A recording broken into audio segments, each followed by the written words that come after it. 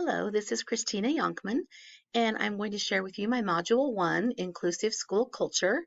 This is for EDL 853, Special Education for Building Administrators. So I'm going to share just a little bit about my personal demographics. I was born and raised on a farm in southwest Kansas at Ness City. I attended Ness City Public Schools from kindergarten through 12th grade. I then attended Barton County Community College in Great Bend for 2 years, and then I transferred to Fort Hays State, where I graduated with my bachelor's in human ecology education. I also received my ELA endorsement in 2005, and then in 2010 I received my master's in school and community counseling from Fort Hays State University. This is my 29th year in education, and over those years I have been a FACS teacher, I've been an adult learning center director, and currently I am a school counselor. I am a mother of 3 boys, and they are pictured here. Skylar on the left is my oldest. I have Kelton next is my youngest, and he is a sophomore in school. The long-haired daughter is I call her to-be daughter-in-law. She is the girlfriend to my middle son, and he is the last one in the picture. That is Connor. And then we have our beloved Schnauzer, who is part of our family. So currently I work for USD 457 Garden City Public Schools. This is my 13th year with them, and I currently work in an alternative setting, which is called Garden City Achieve. We're kind of a unique building, as in we have 4 different entities within our building. We have a alternative 9 through 12 high school. We have a TEP, which is our therapeutic education program, where students are receiving mental health services as well as education. We have our day school, which is more individualized help with more individual paras, and they are there for a limited amount of time. And then we have our virtual online program. I am the K through 12 counselor for the entire building, so all 4 of those entities. I am also the lead teacher for the high school side. I serve on our building leadership team. I am the Stuco sponsor for the high school. I serve on the social committee this year, and we are just starting Leader and Me. This is our first year. I am one of the Lighthouse coordinators, and we are also beginning youth mental health first aid in our building, and I am one of the trainers for that. So I have a wide variety of hats that I wear and responsibilities within our building. So we're going to jump into the articles, and I'm going to share with you the information I learned. To start with, I want to talk about inclusive leadership. And according to one of the articles, inclusive leaders are committed to equity and providing high quality learning experiences for all children. And I feel like that is so true as far as them talking about every student. Inclusive education. According to one of the articles, inclusion is now understood as a social justice-oriented approach to education design to ensure every child's basic human right to an individually, culturally, and developmentally appropriate education. And I feel like all of those are important stated there, and so that's why I quoted that definition. In this article, we did learn about equality, and that is treating everyone exactly the same, no matter what their needs or their specialties may be.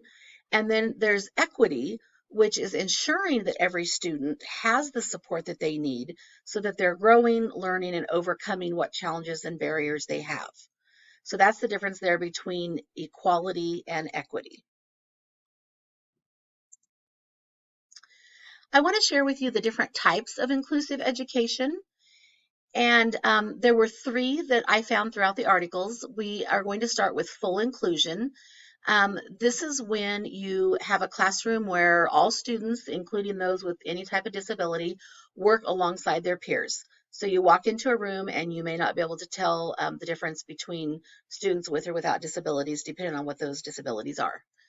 Then we have our partial inclusion, where students with disabilities may receive additional support. So they may be pulled out of the classroom, maybe offer some extra para support or some extra, like I know in our building, we have the adapted PE, so there may be some additional support outside of the classroom.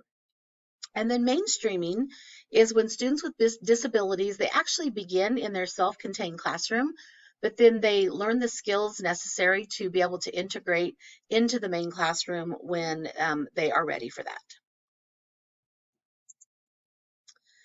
So let's talk about what inclusive classrooms provide.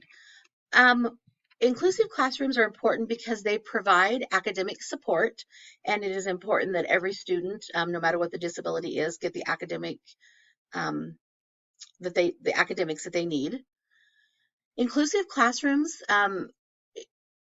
it is important that the teachers that are in there are prepared and that they have been trained properly, whether it's specialized training or just knowledge training on what an inclusive classroom is. An inclusive classroom also has curriculum that has adapted lessons. And so it's not necessarily each individual student receiving a different lesson, but it's adapting those lessons for every individual need in there. It also, when we talk about curriculum, it's going to be beyond the basic subject, so students of all backgrounds can understand each of their own experiences. Curriculum is what we just talked about.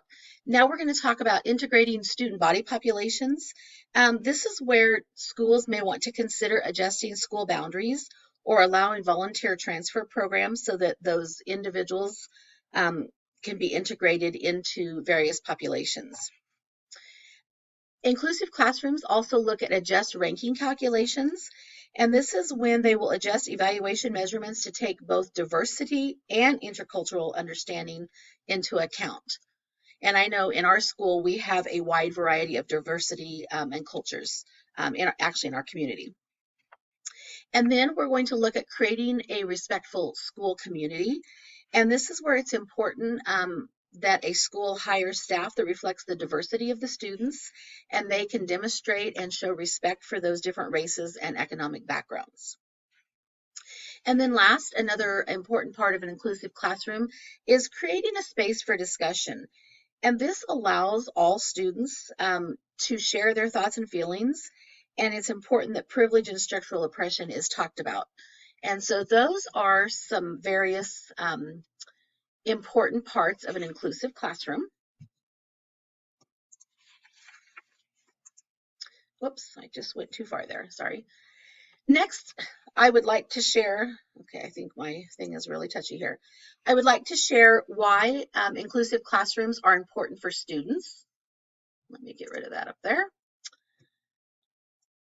First of all of these points that I'm going to share will ensure that equality is there among staff and students both.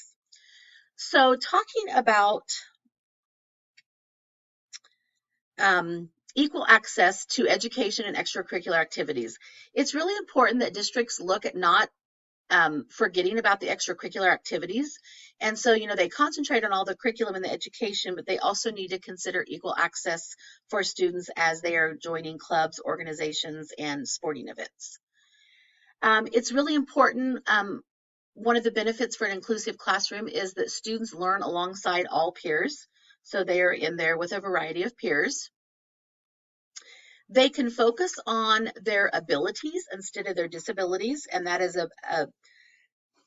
a big plus for students that are included with the disabilities. So I guess maybe I need to back up and say a school will consider them more for what they are able to do instead of what they're not able to do.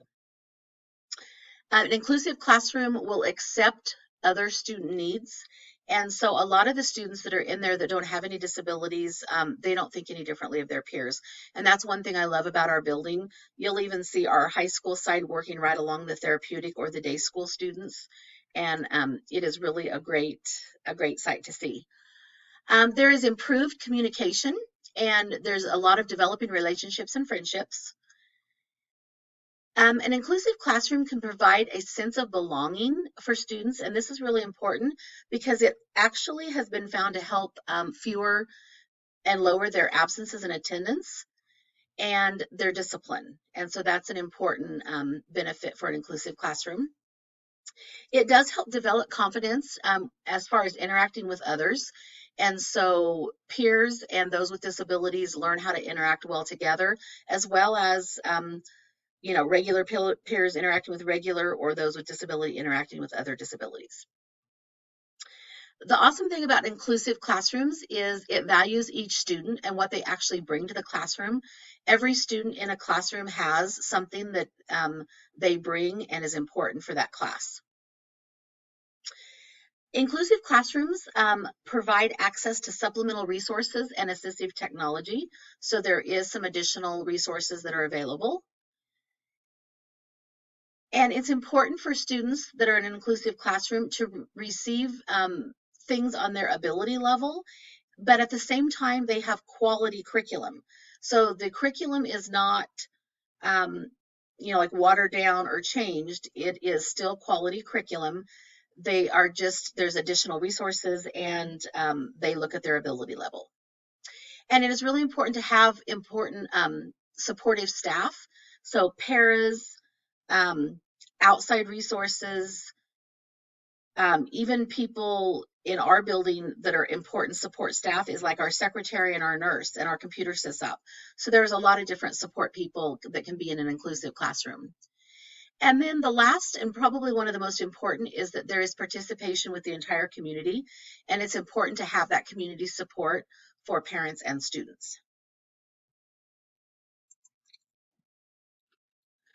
Okay, I want to talk next about building inclusive cultures and how you can do that as a school. So we're going to start with visible commitment. And this is when leaders will articulate a genuine commitment to diversity, and it is very noticeable. They hold others accountable, and they make diversity and inclusion a personal priority. We are going to talk about humility and how leaders are modest about their capabilities. They admit their mistakes, and they can create space for others to contribute. So they're not the only ones that are participating. Leaders are also aware of bias. They are aware of their own personal blind spots and flaws, and they value their own abilities as far as what they bring to the school. No exceptions. I thought it was really interesting in one of the articles how they talked about you're not going to say, well, what about little Sally? There are no exceptions. Everybody is treated with equality and equal, and there are no exceptions. There's curiosity about others, and this is where leaders can demonstrate an open mindset and a curiosity about others. They can listen without judgment, and they can seek empathy to understand those that are around them. So these are all things that building leaders bring to inclusive cultures. Cultural intelligence is next, and this is where leaders are attentive to others' cultures and adapt as required. And then there's effective collaboration. This is where leaders empower their coworkers and others. They pay attention to the diversity and the psychological safety, and they focus on kind of a team coercion and a team effort. Practicing self-awareness. This is when self-aware leaders will admit their mistakes. They are vulnerable, and they show that. They practice self-reflection and mindfulness, and they can challenge stereotypes. So the next I want to talk about is living with a shared vision, and that is inclusive leaders co-create and live a shared vision with other stakeholders, so students, staff, family, and community. And one of the articles, it was stated that this is not a building or an area, but it's a way of thinking. So inclusive cultures is a way of thinking and a change in mindset. Building relationships with coworkers and community is really important. And this entails a sense of belonging for staff and students and parents. And it also provides a safe environment while avoiding negative thoughts. And so it's really important to include all of those people in the process. And then last, it is creating and managing change. And this is when leaders will share the responsibility. They empower their coworkers, their staff, their students, and their families, and they develop strategies for handling various projects. So moving on more about now what the role of the principal is. We just talked about what some of the um, leader traits are. Now we're going to talk about what the role of the principal is. And so the first role is to, it's important that the principal reviews important aspects of the whole process and the whole building, and that they clearly state their support so that the entire building and all of the people involved are aware of how they feel about it. As a staff member, if you feel that your principal is not supportive of inclusion, I think it would be important that you visit with them and help educate them as much as possible. I would even suggest visiting with the higher up admin and begin by modeling it in your own classroom. And hopefully all of those things would help a current principal become supportive of it then. It is important that the principal assign staff to grade levels or departments, not specific disabilities, because that's part of the inclusion process.